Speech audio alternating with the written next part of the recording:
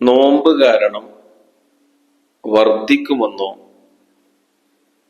സുഖപ്പെടൽ പിന്തുമെന്നോ ഭയപ്പെടുന്ന ഘട്ടത്തിലും, അല്ലെങ്കിൽ ജംഉം ഖസ്റും അനുവദനീയമായ യാത്ര പോകുന്ന ആളെ സംബന്ധിച്ചിടത്തോളം, ജംഉം ഖസ്റും അനുവദനീയമാവുന്ന യാത്ര എന്ന് പറഞ്ഞാൽ ഏകദേശം 132 കിലോമീറ്റർ.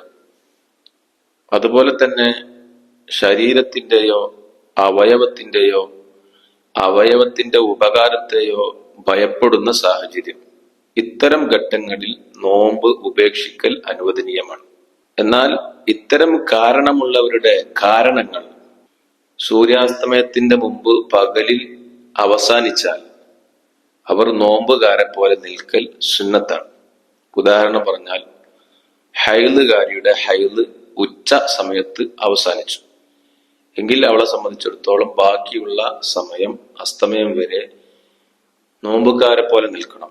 ജംഉം ഖസ്റും യാത്ര പോയ ആളുടെ യാത്ര ഉച്ചയോടുകൂടി അല്ലെങ്കിൽ വൈകിട്ട് അവസാനിച്ചു അസ്തമയത്തിന്റെ മുമ്പ്.